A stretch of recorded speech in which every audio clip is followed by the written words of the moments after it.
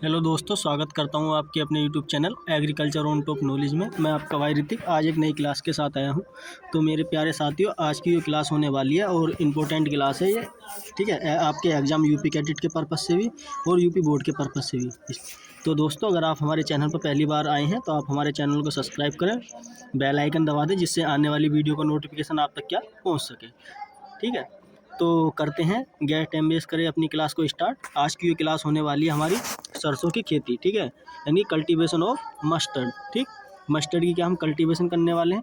अगर आपको कोई भी जानकारी चाहिए यूपी बोर्ड एग्जाम से पर्पस से रिलेटेड या यूपी कैडेट के एग्जाम से, यूपी कैडेट का जो एग्ज़ाम होता है वो बीएससी एग्रीकल्चर या किसी भी सब्जेक्ट से आप गवर्नमेंट यूनिवर्सिटी में पढ़ना चाहते हैं तो उसका होता है यूपी कैडेट। ठीक है, अगर आपको कोई भी जानकारी चाहिए तो आप दिए गए इस नंबर पर क्या भी मैसेज कर सकते हैं। अगर आपको ये पीडीएफ चाहिए तो इस पर भी क्या मुझे मैसेज कर सकते हैं। ठीक है, तो सबसे पहले इसके बोटनिकल की नेम की बात करते हैं तो ब्रेसिका जूनेसिया। ठीक है, जो वैसे तो इसकी जो कई स्पीसीज़ हैं तो ब्रेसिका स्पीसीज़ के नाम से भी क्या हम जान सकते हैं इसे। ठीक है, ब्रेसिका स्पीसीज़ के नाम से भी क्या जान सकते हैं। तो एक मैंने इसमें स्पीसीज़ ले रखी। ठीक है, तो ब्रेसिका जूनेसिया। ठीक, बात करते हैं इसकी फैमिली की। तो ब्रेसिकेसी फैमिली या क्रूसीफेरी फैमिली से क्या बिलोंग करता है। ठीक है, जितनी भी हमारी कोल क्रॉप्स हैं वो भी किससे बिलोंग करती हैं। ठीक है, फूल गोभी है, पत्ता गोभी है, ये सब किससे बिलोंग करती हैं हमारी क्रूसीफेरी या ब्रेसिकेसी से। ठीक, ओरिजिन की बात करते हैं, उत्पत्ति स्थान तो सेंट्रल एशिया, जिसे बोलते हैं हिंदी में मध्य एशिया या चीन। ठीक है, ये क्या है, इसका ओरिजिन है। क्रोमोसोम नंबर की बात करते हैं तो कितने होते हैं, 34 होते हैं।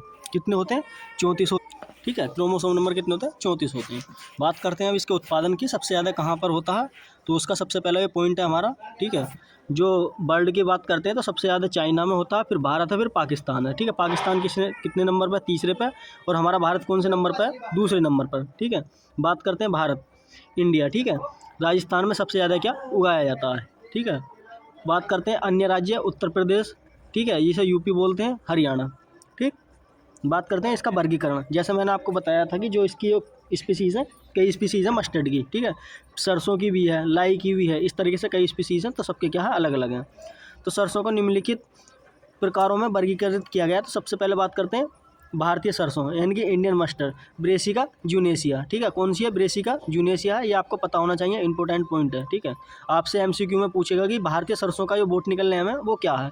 अगर आप अच्छी तरह से पढ़ के गए होंगे तो आपको पता लग जाएगा कि ब्रेसिका जूनेसिया है। ठीक है, बात करते हैं तेल प्रतिशत की मात्रा कर लेते हैं तो कितने परसेंट पाई जाती है इसकी तेल की मात्रा, 35 से 38% पाई जाती है इसके अंदर। ओके, आगे चलते हैं, अगला पॉइंट देखते हैं। अब जो हमारी दूसरी स्पीसीज़ है सरसों की वो कौन सी है, बनारसी सरसों। ठीक है, यह मसालों के लिए उपयोग की जाती है। आपने देखा होगा कि हल्की काली छोटी सरसों होती है जो आप ज़्यादातर मसाले लाते हैं दुकान से खरीद के, उसमें क्या डली हुई होती है। ठीक, उसमें तेल की बात करते हैं तो 28 से 30% के आसपास क्या तेल पाया जाता है। ठीक है, ये जो बनारसी सरसों है वो केवल किस में यूज करी जाती है, मसालों में ही यूज करी जाती है, यानी कि हम क्या मसालों के पर्पज़ से क्या ग्रो करते हैं उसे। ठीक है,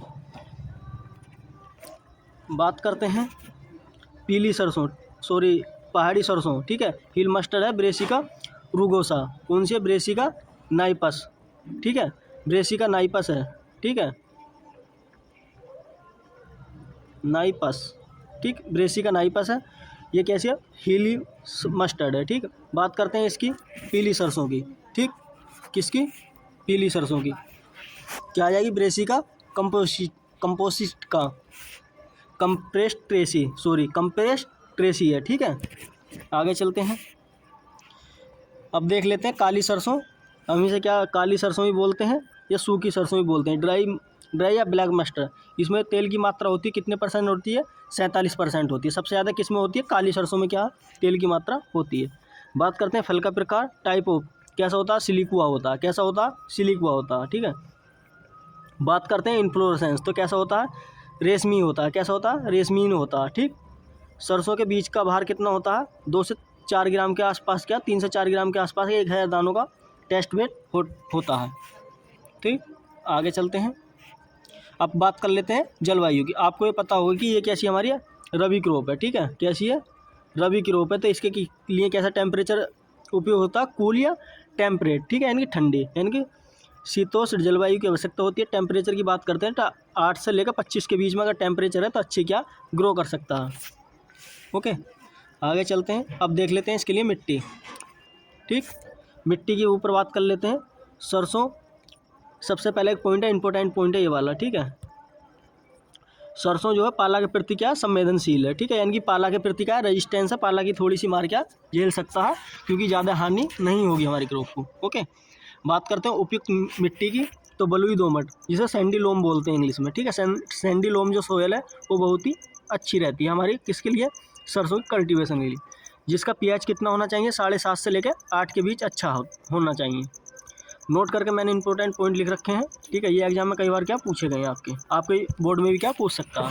जो तेल है सरसों का पीला रंग किसके कारण होता है उसका, कैरिटोनाइरेट के कारण क्या है इसका पीला रंग होता है। वो तीखी गंध आती है, आने का कारण क्या होता है आइसोथायोसाइनेट के कारण। आपने देखा होगा, आप कभी भी सरसों के पत्ते लाए होंगे तोड़कर, ठीक है, या उन्हें कुट्टी वुट्टी काटते होगे किसी मतलब नियार व्यार के लिए, पशु को खवाने के लिए, तो उसमें क्या झरेसी आती हैं। जब आप कभी सेलर पर गए होगे तेल निकलवाने तब भी आपने देखा होगा, तो उसमें तीव्र गंध आने का कारण क्या होता है, कौन सा एंजाइम पाया जाता है, आइसोथायोसाइनेट पाया जाता है, ठीक है। कौन सा पाया था, आइसोथायोसाइनेट। ओके, आगे चलते हैं, बात कर लेते हैं बीज दर, इंपॉर्टेंट है इसकी बीज दर, ठीक है। आपकी यूपी बोर्ड में क्या कई बार ये पूछी गई है, ठीक है। यूपी बोर्ड के एग्जाम से तो बहुत ही इंपॉर्टेंट है। जो इसकी बीज दर होती है 4 से 5 kg पर हेक्टेयर होती है, ठीक। बात करते हैं बीज की दूरी एवं गहराई, ठीक है। दूरी की बात करते हैं तो 45 × 10 सेंटीमीटर रखते हैं, या 30 × 10 सेंटीमीटर के आसपास क्या हम रख सकते हैं। गहराई की बात करते हैं 2.5 से लेकर 3 सेंटीमीटर तक क्या हमें बुआई करनी चाहिए गहरी, ठीक है। बुआई का समय होता है इसका 15 सितंबर से लेकर 15 अक्टूबर तक अच्छा माना जाता है, सूटेबल टाइम है। सूविंग टाइम इंग्लिश में बोलते हैं, सूविंग टाइम, ठीक है। बात कर लेते हैं गोबर की खाद, FYM, ठीक है। FYM बोलते हैं जिसे हम FYM, ठीक है, जिसे FYM बोलते हैं। तो कितनी अच्छी रहती है हमारे खेत, 7 से 8 टन के आसपास क्या सूटेबल है। बात कर लेते हैं इसको उर्वरक की, नाइट्रोजन 80 kg देते हैं, फास्फोरस 60 kg देते हैं। इसमें जो फास्फोरस है और पोटेशियम अच्छा रोल निभाती हैं जो तेल प्रोडक्शन में, ठीक है। जिप्सम की बात करते हैं तो 25 kg के आसपास के हम दे सकते हैं, ठीक है, 25 kg। ओके, आगे चलते हैं, बात कर लेते हैं सिंचाई। हमें इसमें क्या कब सिंचाई करनी चाहिए, कितने टाइम पर करनी चाहिए हमें सिंचाई, ठीक। पहली सिंचाई साका बनने के समय, यानी कि 30 से 35 दिन के बाद हमें क्या पहली सिंचाई कर देनी चाहिए। और जो दूसरी सिंचाई है इसमें फली बनते समय, यानी कि 60 से 75 दिन के बाद क्या कर देनी चाहिए, ठीक है। अब इसकी इंपॉर्टेंट वैरायटी है, ये आपको क्या अच्छी तरह से पता होनी चाहिए, ठीक। ये वाली वैरायटी है इंपॉर्टेंट है बहुत ही, ठीक। बात करते हैं देसी, ठीक है।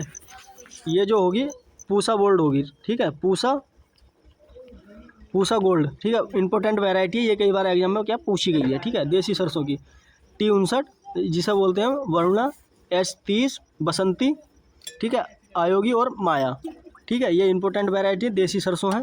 पीली सरसों की बात करते हैं, टाइप 42 है, M3 है, K88 है, और कौन सी है, बिनोया है, ठीक है, कौन सी है, बिनोया है। काली सरसों की बात करते हैं तो पूसा कल्याणी या BS70, ठीक। ये कैसी हमारी काली सरसों वाली है जिसे हम लहटा बोलते हैं। ओके, सरसों की सबसे पहली किस्म थी वो कौन सी थी उसे देख लेते हैं हम, जो NRC के द्वारा क्या निकाली गई थी, HB 506 और HB 101, ठीक है। ये क्या है, पहली किस्में थी, ठीक है, जो सबसे पहले रिलीज करी गई थी, जो डेवलप करी गई थी।